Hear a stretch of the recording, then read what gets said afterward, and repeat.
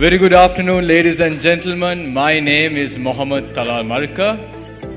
I'm really happy to have you all here together with us to join us for our second session of Disrupt Asia. Now, I hope you had the time to walk around, eat, have a drink, and sit here a bit more relaxingly because we are about to dive into a session which brings out global expansion, creativity, and a pitch deck. So I hope you all are ready for an engaging session. And to all the startup entrepreneurs out there, if you're like me, who started your own company and came here to seek opportunities, I highly request you pay attention and you speak up whenever you have to. Thank you, ladies and gentlemen, for being here. Let us have a round of applause for everyone that's here today. Come on.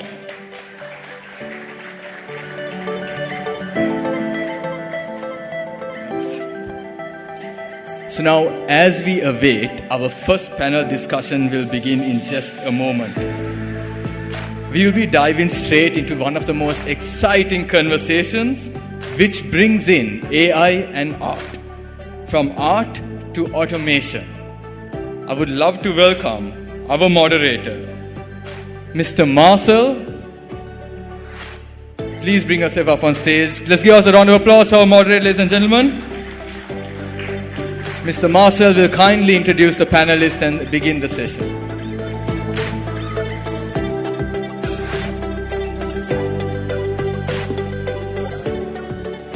Good afternoon, Colombo. Good afternoon, Sri Lanka. How are you?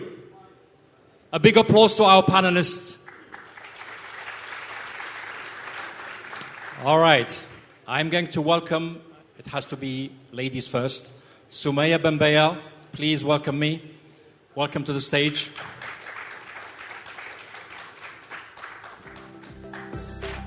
And then we have Mr. Jigar.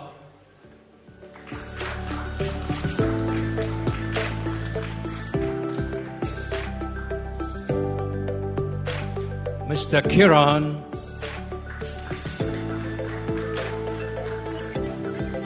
And not the last one, the handsome one, Mr. Jivan.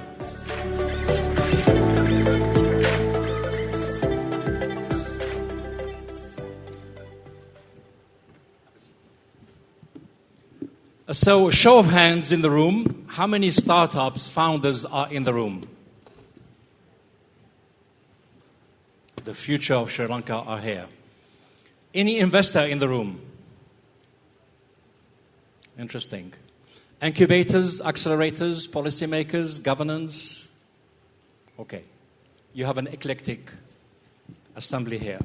All right. So I have this task. My name is Marcel Dredge. I am based in Qatar, and I represent the European Business Angel Network. I'm on their board, and we invest in early-stage startups. So the theme today is AI and creativity. So you know, all of you, it doesn't matter if you have a bald head like me, you know, the wisdom guy. I used to have hair. I've seen technology disruptive all the time.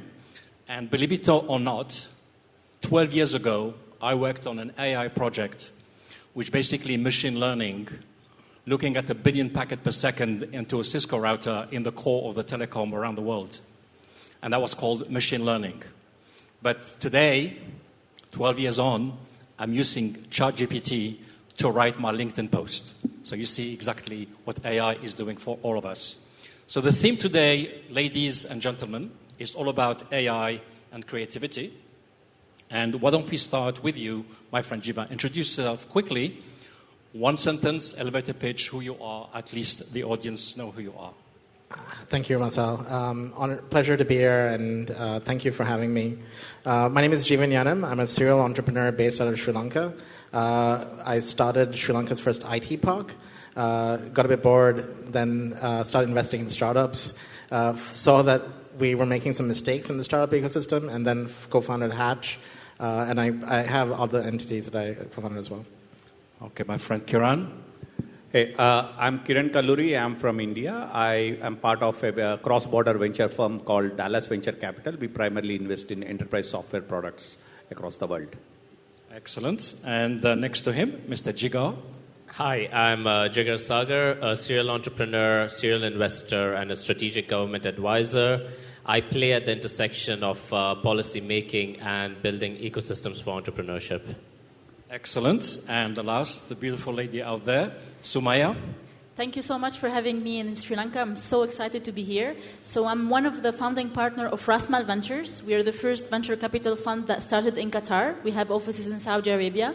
And we invest globally as long as we could be smart money for the entrepreneurs, helping them in go-to-market in the Middle East. Excellent. All right, let's put some discipline around the question. And by the way, apparently I have a pad here, which is a fancy tool. Apparently you're going to be asking some questions, and I'll be reading them to the panelists at the end. So please don't be shy. Just go ahead and interact with us. So as we know that AI is helping us to code today. Can you believe that you can launch a startup without coders because AI is coding? Guess what? It's not just that. It's doing music. It's doing photography. It's doing video. Creative movies, and the story goes on. So my first question, I'm going to go to Sumaya, and a very humble question. AI is a tool. Is it a collaborator? Is it a competitor? For creators, what do you think what AI is? I think it's all of them, to be honest. It's all of them depending on the context and depending on the situation, right? So if we're thinking of, let's say, the writers, right? So now today we can accelerate everything around generating amazing writings, perfect, no mistake in it, and so it is competing with writers in a way, right? So what's the difference that the human being can bring in that table when it comes to generating content? For generating content, we cannot escape from the idea. We need to accept the idea that it is competing with AI in a way. But on the other hand, we can look at it differently. So it depends how you want to position yourself with AI. Do you want to make it a tool so that you are a writer, but you will be using AI in order to have that one idea that only you can imagine, and you will be using those AI tools to put it out there, or you will be just outdated or let's say in panic mode because actually it writes so well, and maybe you don't see all those perspectives that AI sees, right? So I think the way we position ourselves, the confidence on what you bring on the table and how you make it from a competitor to a collaborator or to a tool is really on our mindset. And this is something we have in us still, in that sense. So I sincerely see that it is a collaborator, it is a tool, and it is a competitor in different industries. And I see people behaving with it and using it differently. Some failing, losing business. Others scaling and becoming the leaders of the markets. So in a nutshell, Sumaya is saying, embrace AI. And where I sit, I say, make sure that we're using AI in an ethical mode, and we'll come to ethical AI in a minute. So, Mr. Kiran, I understand from your background, you're truly in the creative industry as such, as an investor. And my humble question to you is, what is that most surprising creative output you've seen? Okay, one of the most surprising creative output I have seen is some of the hallucinations produced by AI. Very recently in New York, in a court, there were citations filed of cases which never actually existed. So AI creating a court case with a judgment for something where a case never existed is truly fascinating, at the time scary. So recently I was advising my lawyer and I was doing my own ChatGPT stuff, but I also told her, hey, check if all these cases really exist. So that's a truly fascinating thing that I saw. Excellent, excellent. My friend Jivan next door. What do you see the biggest opportunities for startups, and what is that interaction? Because you're leading Hatch and you're involved in the incubation and acceleration, you're an investor. So from an AI perspective, where do you see it play in that founding journey? Is it a threat to their creativity, or to the opposite, is it an augmentation? Similar to what Samara said, I think it's really your frame of mind to see it as a threat or opportunity. And I think entrepreneurship is all about perspective, right? So you can really look at AI and say, how can I leverage AI to do things better, faster, and scale? And I think we're definitely seeing that in the startup ecosystem. I think we've just launched a multi-agentic AI company. Solving the agent principal problem, right? Where companies are able to do more with less, right? And I think we scaled in 5 different countries simultaneously, which never have I found product market fit that quickly, right? So you can scale very quickly, you can create something very quickly, and I think therein lies the creativity and leveraging AI for the creative purpose of building companies. I think is now easier, faster, quicker, and I think we're standing on this is the best time to build something. Interesting. My friend is very, very positive in making sure that entrepreneurs should be using AI to their advantage. So let's go to my friend all the way to Dubai over there, Mr. Jigar himself. And I have a question for you. How do founders avoid the hype trap? AI is becoming like a hype. You have multi-billion, even trillion into the chip technology with NVIDIA and the like and the G42. So how do we avoid, to the entrepreneur, how we want to make sure, give them that wise advice to avoid that hype?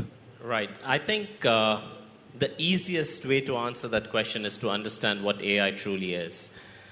It's not just a passing fad. It's not just a statement. Unfortunately, what's happening out there is anything and everything that is sort of on a digitized format is being showcased and marketed similar to a lipstick as AI. But on a grassroots level, what is truly AI? It is the ability to automate things. It's an ability to be a tool. It's an ability to have the LLM programming modules enabled, right? But from a founder's perspective, and as an entrepreneur myself and as an investor myself, I go and focus on the why of the business. It feels to me that when I sit in such panels and forums, unfortunately, AI is being spoken about as if it is the all.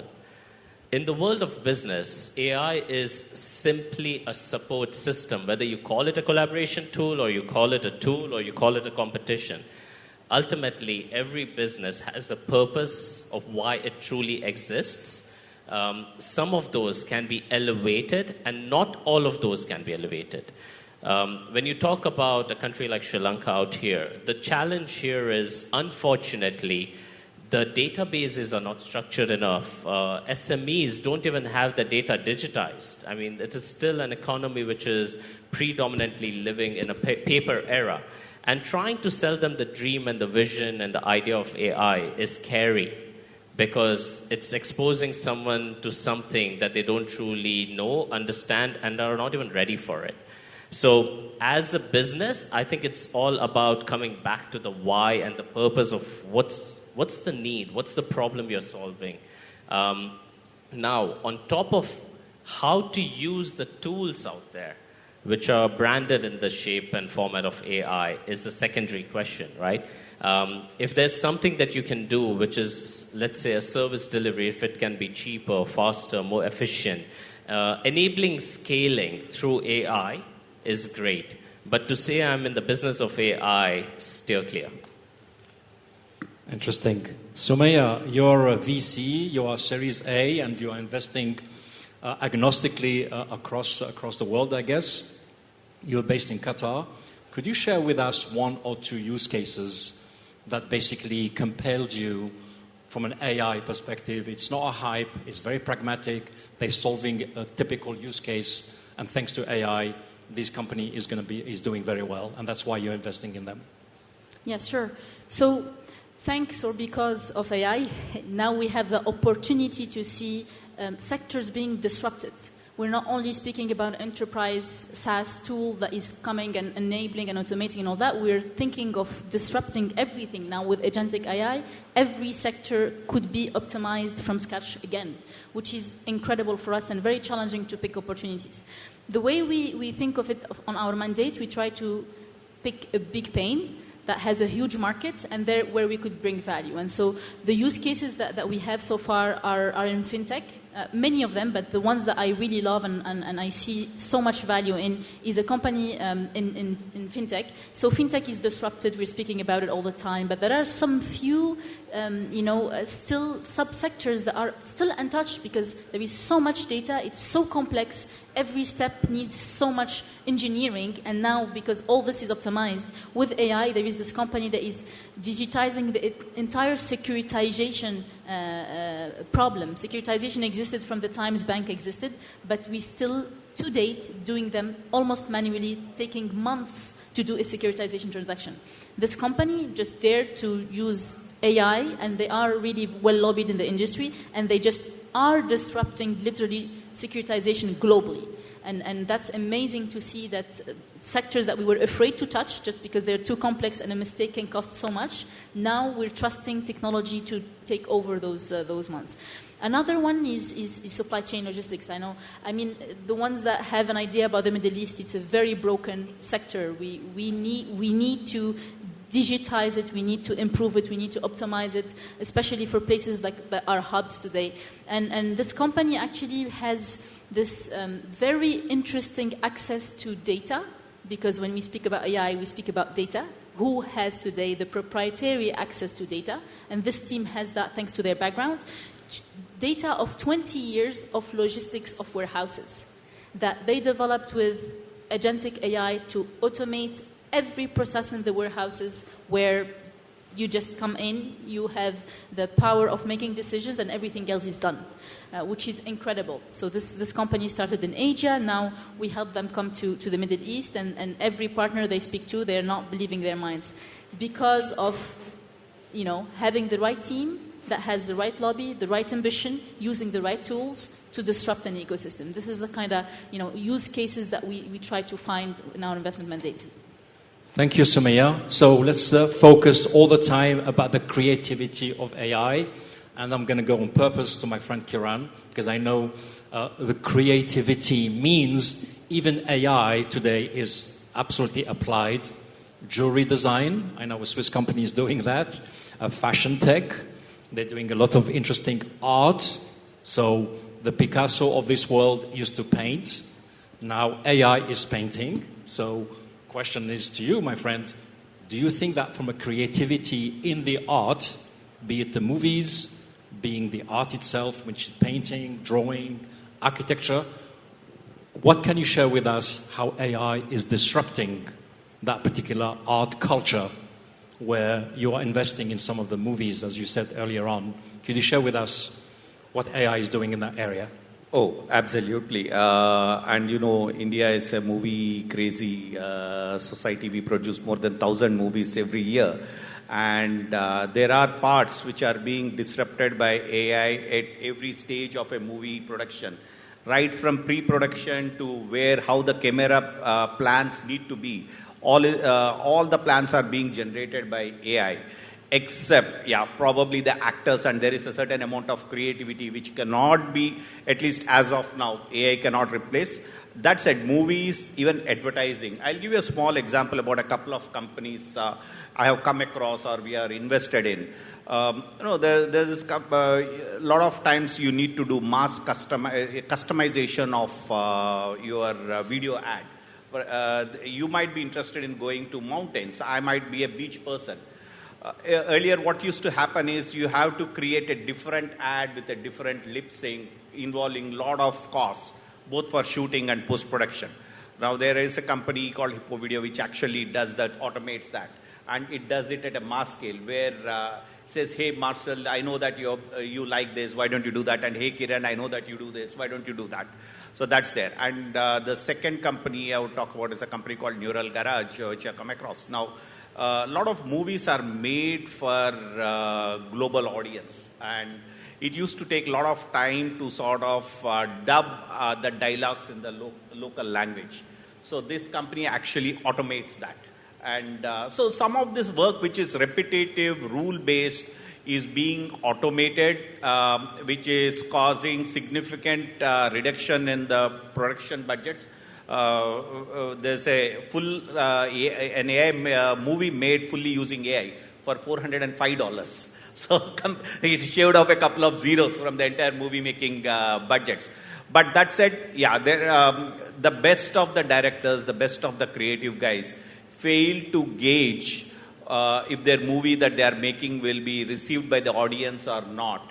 And AI being something which always drives with looking through the rear view mirror based on the data which has happened before, it's very difficult to predict how the audience is evolving, what sort of tastes are evolving. And that's one frontier I don't see AI breaching anytime soon. It requires still the human mind which to gauge and then sort of take that bet, saying that, hey, this has not worked in the past, but probably it will work now. Or this has worked in the past, but still it might not work. Let me do something different.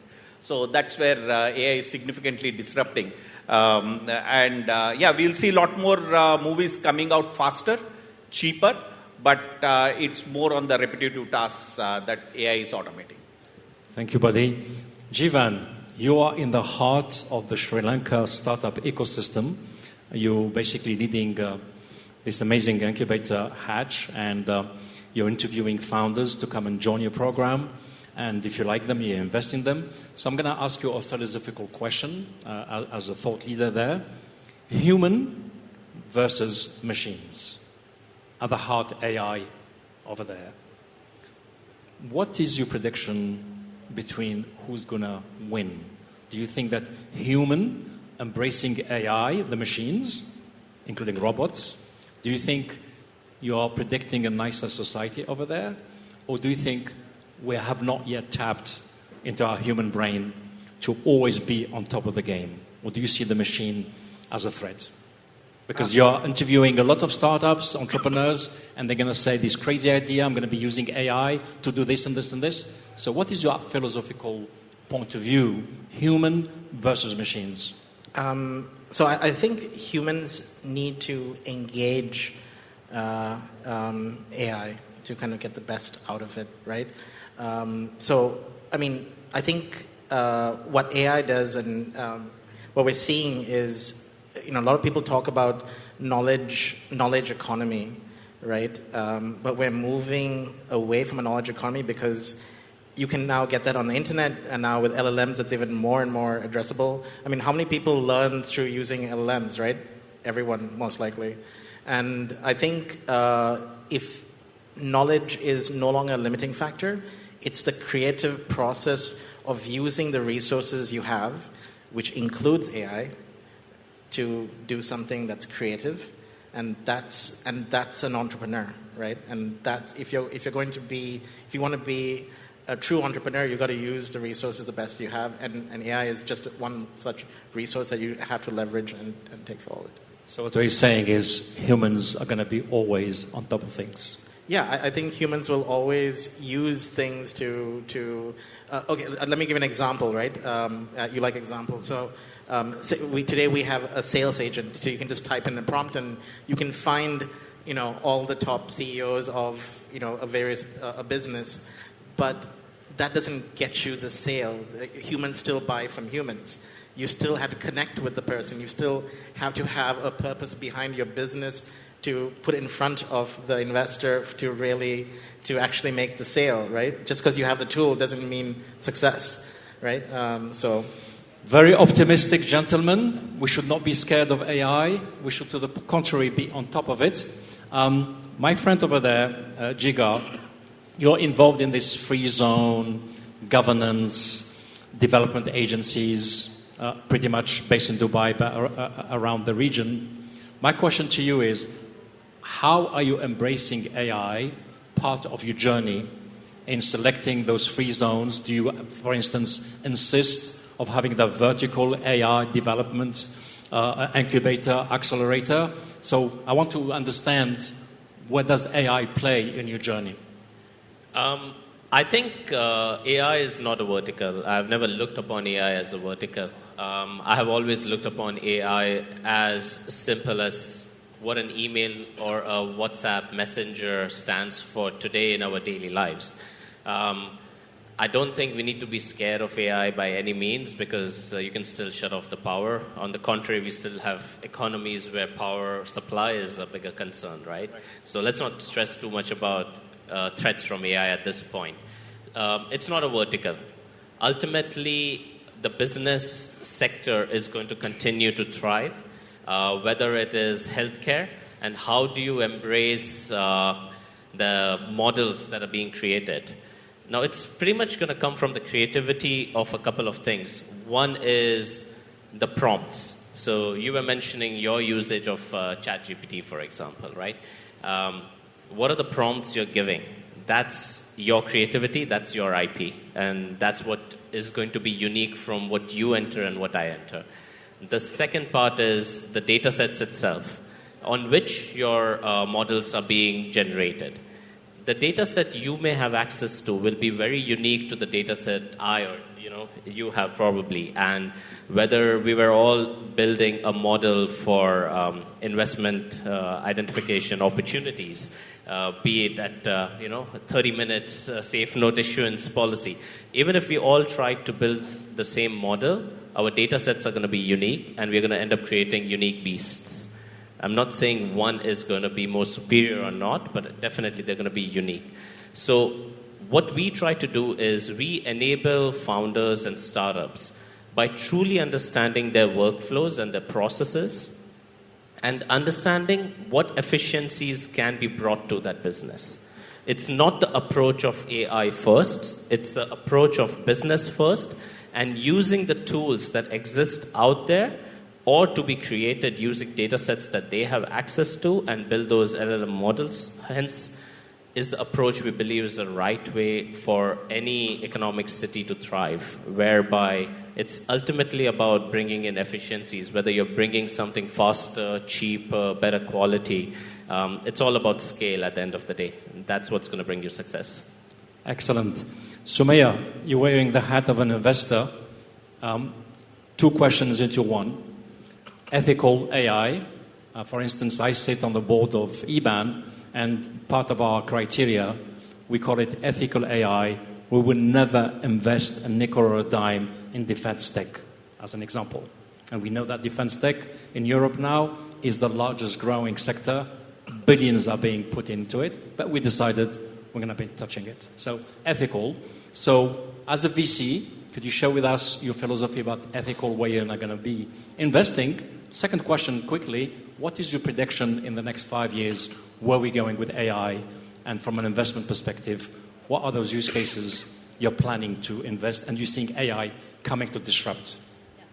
So, independently from artificial intelligence, right? When we speak about sectors, some might be more ethical than others, some make sense to the mandate than others, right? So independently from AI, as a venture capital fund, we identified some sectors we see a lot of value in, and we decided to, shade away from the sectors that would bring any harm to humanity, any harm to human beings or to any beings in the planet, right? Whether it's on defense tech or food tech or any. For example, we passed on a wonderful opportunity to invest in a great team and in a great potential of scaling in a company where one of the consequences of their value, that is a value that has a lot of benefits for the ecosystem, one of the points was that they're going to be produce more plastic. So we loved everything about their offering, and then we realized that actually it's a machine of creating plastic. And when we asked them the question, do you have a mandate to change this? Because it impacts the business model. The margins would be thinner, so the business won't be as exciting and as scaling if they will be implementing any change of the plastic. And so they said, yes, genuinely we appreciated the honesty, but we didn't feel comfortable pursuing the opportunity. Well, it's our loss. I think the company will be doing great. It's just sometimes we make some decisions in that sense. So we don't have a chart, Marcel, where we say we're going to be investing in this or in that. It's a case-by-case scenario where we genuinely, as a team, decide to back the ones that we think won't really harm one of the major pain points that we're living as a human beings today. So this is a nutshell. So now artificial intelligence comes to every sector and enhances every sector. Sometimes it's actually a great win where they might have solutions to replace any harmful tools to use, etc. So it could be actually a solution to make some sectors more friendly. And sometimes it just accelerates defense tech for more harm, etc., etc. So we are friendly to that, sensitive to that, but with or without AI, it's just a matter of supporting something that makes sense to our values. Now, predictions for the 5 years.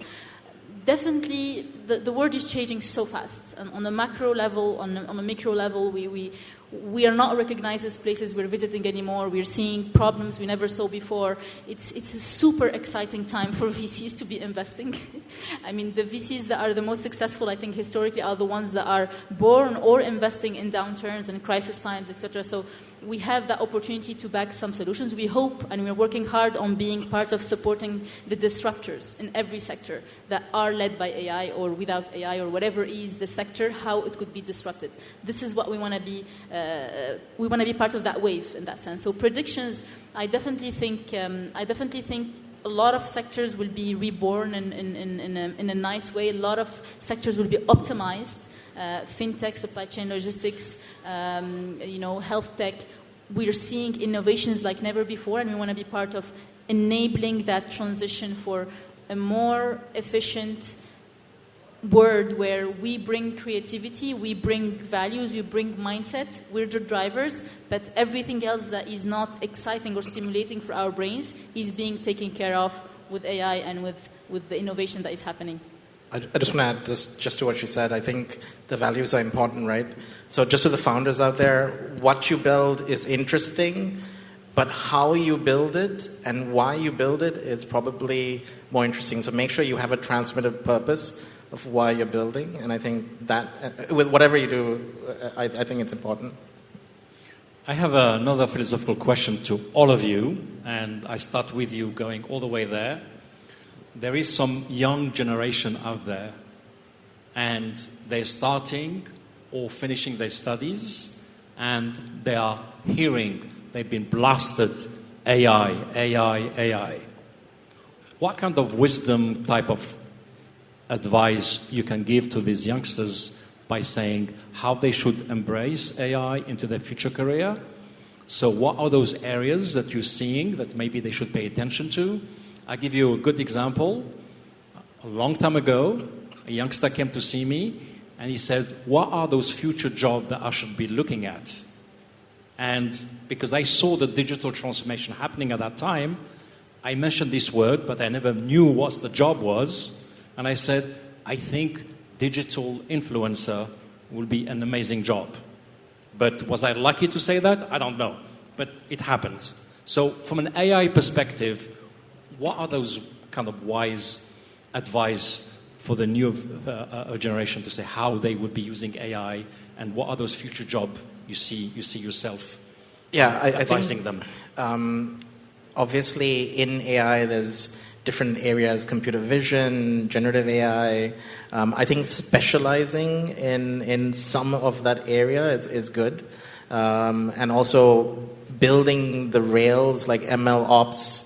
Etc. is also very important, right? Data engineering. There's even just prompt engineering. If you focus on it and you specialize in it, I think there's a huge opportunity. So I think just taking one thing and specializing and becoming the best at it, knowing what game you're playing with your purpose, etc. Right? So if you're looking to build scalable systems in, in security, it might be computer vision, right? You want to start learning and focusing on computer vision. So it really depends on this thing, but I think my general advice would be take one area, specialize in it, go deep.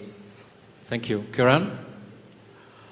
I would suggest build your passion, follow your passion. At the same point of time, be conversant with AI tools and AI methods which can help you become more efficient, faster in the area of your passion. Just to give you an example, Marcel, you earlier touched about AI impacting fashion, AI impacting jewelry, right?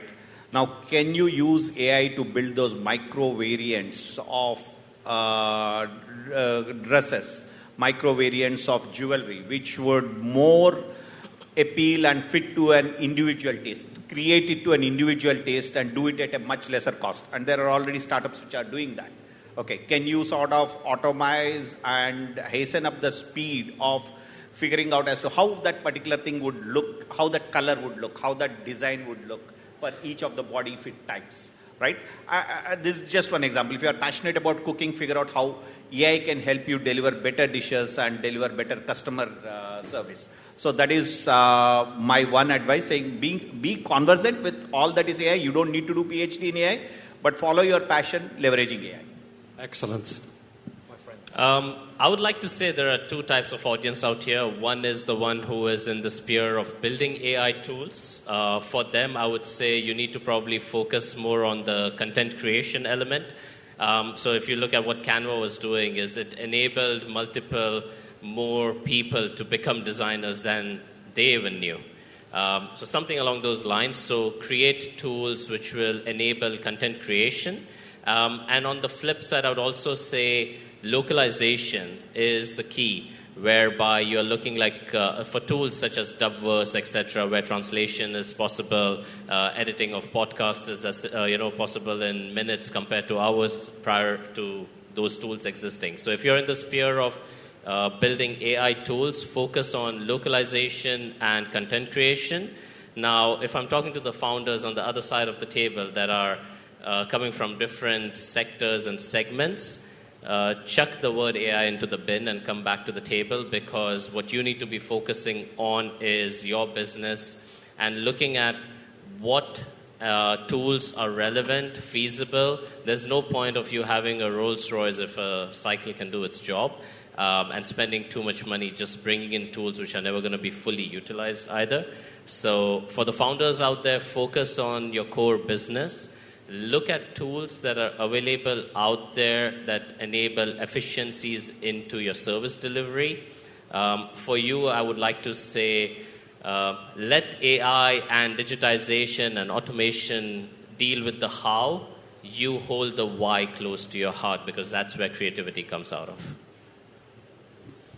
I think the gentleman covered the most important parts, so maybe I'll complement more on the psychological part of things. Don't be scared of AI. It's not something to scare you. It's something that it's the future. It's our current present, and it's also the future more than anything. I truly believe that AI-powered solutions and Bitcoin are the future, and so just understand the future. If you want to be a contributor to the future, if you want to be a leader in that future, you need to understand its mechanism, how it works.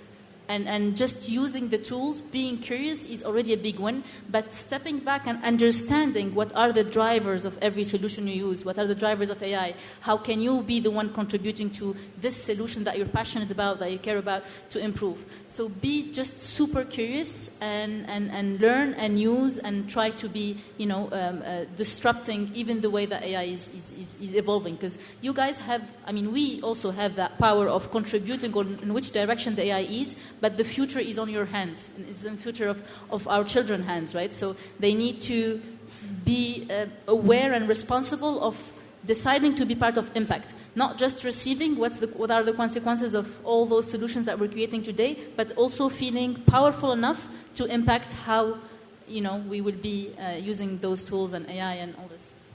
Thank you very much for the panelists. We're going to be opening shortly the Q&A. I don't know if the organizers are here to help me, because the pad, there's no questions there. So I don't know how it works, but I'm more than happy to come along you with the microphone. If you have a question, just you have to show me your hands. But the way I summarize this panel about AI and creativity, I am convinced that all the feedback that the panel gave you, AI is a creator. There's no doubt about that. It doesn't matter what field you are in. AI is creating. I'm going to give a message and advice to those wannabe entrepreneurs. Think about how you're going to monetize that creation. I think this is the biggest challenge that all the creators out there, they know AI is creating art, is creating music, is creating code, is even creating startups. So we all agree on that. But my advice, it's not about having doubt about how AI is creating. It's how you're going to be turn it into a model to be successful from a go-to-market strategy and monetize it. That's what I feel at the end of this panel. So If I don't see any question, apparently it's on this pad. I don't see any question, so technology is letting us down. So, do you have a microphone to the room? Yeah, please. Can you send the microphone then? So, who is waiting to send the first question, and either to the whole panelists or to one person in specific? You have one there. That's okay. I'll go to him. Interactive. Can I ask you a question? How many of your students ask you, and how often, why do I need to know this math? All the time. Okay. Excuse me, who's speaking? Oh, sorry. Go and ask your question and choose which of the panelists. Hi, my name is Nismet, and I have a question that's a little bit broader. It's for anyone, but I heard Jeevan and... How would you answer that question? Like, why do I need to know this? Oh, that's very odd. Anyways, so my question was, y'all mentioned the why and the how, and don't think too much about the what. I've read a book called Start With Why by Simon Sinek, and I find it a very important book for most entrepreneurs, right? I just want to know your thoughts on what y'all think is important about the why and the how, and what you have learned in your journeys. So, yeah, if y'all could speak a little bit more on that. Okay, I'll go first. So I think the why is what's going to differentiate you, right? And give you the purpose. Because doing startups is extremely hard, you know? You're going to eventually hit a brick wall, right? And if you don't have a strong purpose, right, you're not going to be able to figure out a way around the wall, right? You'll pretty much be like, why am I doing this? This is not important to me. So, Simon Sinek is a very good book because it tells you the most important thing and the story that you tell. And it's also important when you go to investors, because the investors will then see your genuine need to kind of build this and why you're building this, right? So if you don't have that story right within yourself, if you don't know why you're doing it, if you're just doing this because you think you can make money, people aren't going to support you. You're not going to get people. And the most important thing of a startup founder is getting other people on board with you, right? So if you don't know yourself of why you're doing something, it's very difficult to attract people on board. I would say to you that the why can be simplified in terms of either you're solving a problem or meeting an unmet need or desire. Ultimately, from a bottom line perspective, it all boils down to that. You may be intending to do it for the purpose of money, and like Jeevan rightly said, that would be the worst case scenario if you even approached it from that manner. But the minute you try to solve a problem, what's going to happen is that it might be you or the universe solving that problem, and you'll have to pivot. And that's why you need to have your North Star aligned to why you're doing. And usually, if someone wants a tip out there, try to do something that is going to solve a problem or meet a need, not for this generation, but for generations to come, because usually the true success comes in the form of leaving legacies behind, not in the form of solving a problem today only. Again, just to add what Jeevan and Jigar said, you will face a lot of hurdles during your journey as a startup founder. Unless you have that conviction and you are solving a real problem, it is difficult to sustain through those troughs. So you have to be really convinced that it's a problem to be solved, and also you should have people around you convinced that it's a problem to be solved, so that you can ride out through that journey, and the other benefits will follow. All right. Do we have any more questions, ladies and gentlemen? I have one more thing. Yes, I'll get right to you. I have one more thing just to ask. How many startups are here? Raise your hands up. Higher. This is not an auction. Don't worry. All right. Let me give you all a small piece of advice, right? I'm a startup myself. We have a lovely set of dignified panelists right here. The questions you want to ask for the banks of knowledge they have, if I were you, I would ask the questions.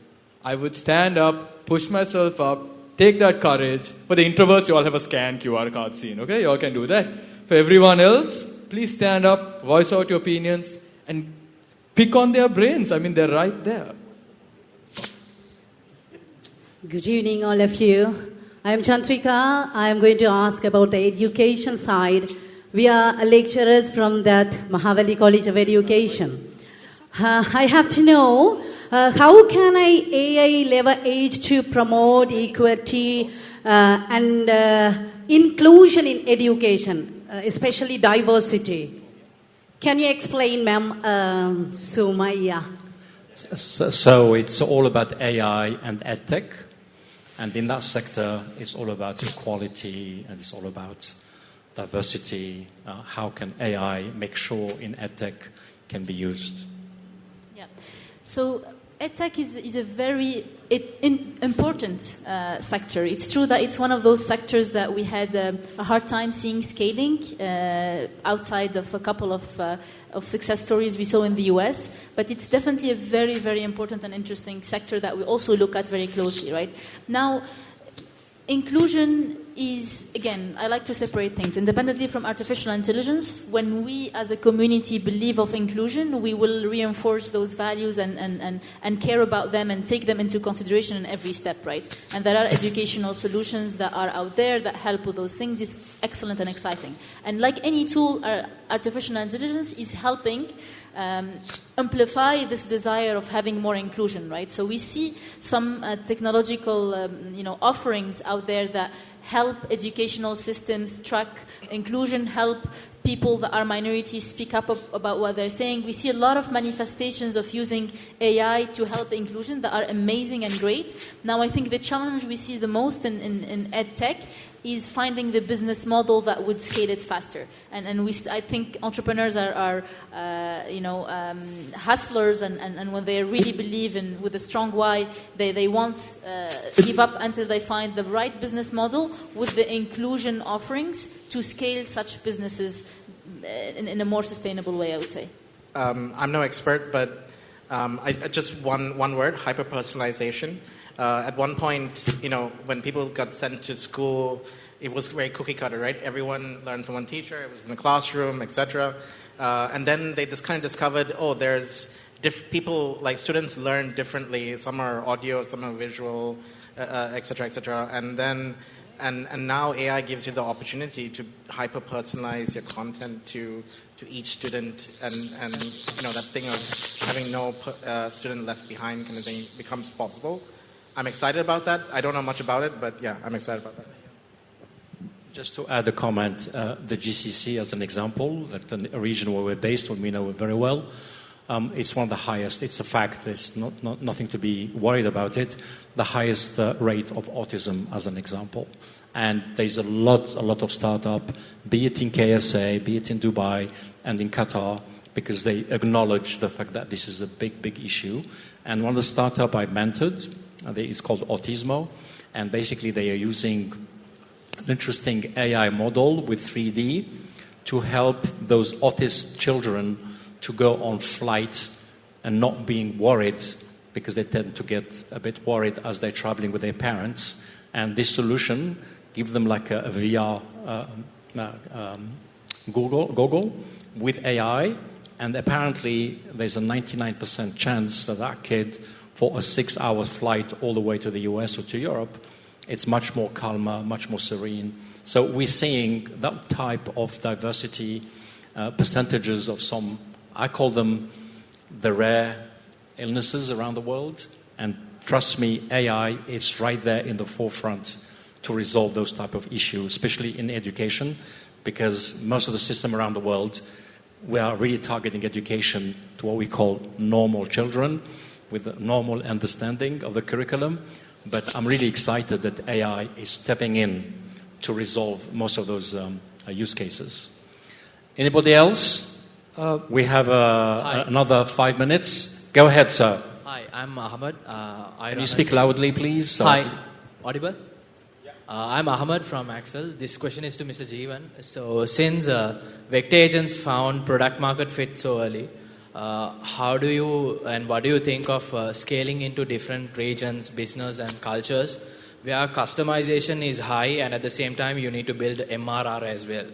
So what do you think of that? So it's all about scaling into international marketplaces and heavy customization to go into different markets. So I'll give you only my humble feedback and then I'll let you... I invested the north of maybe 25 startups and I sold all my career around the world. I visited 85 countries and I tend to sympathize about your question because indeed, entrepreneur in general, they're trying to solve a problem. Most of the time, they're thinking local. Most of the time. This is nothing to do with Sri Lanka. This is nothing to do with Qatar. This is around the world. When an entrepreneur has the aha moment to resolve a problem, most of the time they're thinking about their region. And then they get stuck with the idea how they can scale it on a worldwide basis. That's why when I mentor founders, I say, for God's sake, you are resolving a local issue, but think global from day one. And you will have less problem on customization. Just go ahead.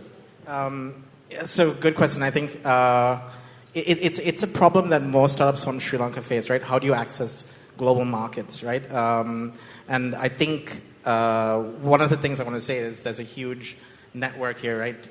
Like where there's angels, there's incubators, accelerators, all of these people trying to help you kind of scale. But beside that, like I think when a startup starts, right, initially most startups have to do what's called founder-led sales. Okay, the founder has to figure out whether his product is going to meet product market fit, right? Very simply for you.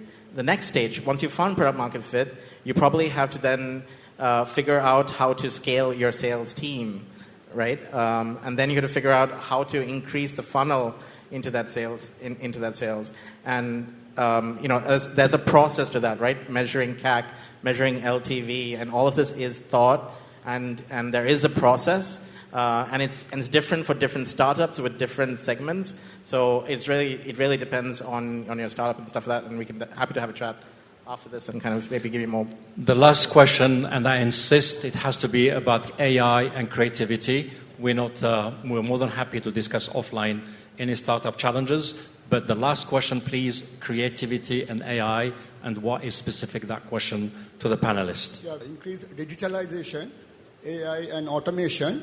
Will AI tutors replace the human lecturers and teachers in the future? Did you hear that question? Okay. You want to take it? Well, technology will play a role, but I doubt if AI would take off the human intervention needed in the field of teaching and coaching, because every student is different, every student's needs are different. Okay, there are things which can be delivered at a mass scale using technology, but there are those nuances which needs to be hyper-personalized, where human intervention is definitely required. Okay. Excuse me, sir. Just to add to it, I think from the perspective that my colleague over here is mentioning about it from a teaching perspective and whether AI is going to disrupt it or completely make human beings irrelevant. The question you have to ask yourself is that what was your why, which is were you just solving a functional problem, which is a repetitive task? And I can assure you, if it is not already the case, it will be before the clock runs out tonight that there's someone else in this room who's going to bring in a tool that eliminates your need. So you're no longer solving that problem because that problem has been solved more efficiently by someone else. So that's the time that you need to pivot. Thank you. And sorry, Sumaya, but we've been asked to respond to one of the questions online here. So you're going to be the last one to finish. So will AI replace us and reduce the future entrepreneur creativity by making the work easier? I think not in the 5 years that are coming. We still have room for bringing creativity. I think we might be replaced. I don't know. There are gurus in AI that have double PhDs in such subjects that wrote so many books, and we know that some of them think we will be fully replaced and we need to stop AI right now, and others think we will be always the driver. We don't know. I personally, as a venture capital fund, believe that I have good 5 years where we still fully comfortable backing entrepreneurs with AI innovations that would solve problems. Beyond that, I don't know. On that note, I want you to a big applause to the panelists, and more than happy to interact with all of you. Thank you.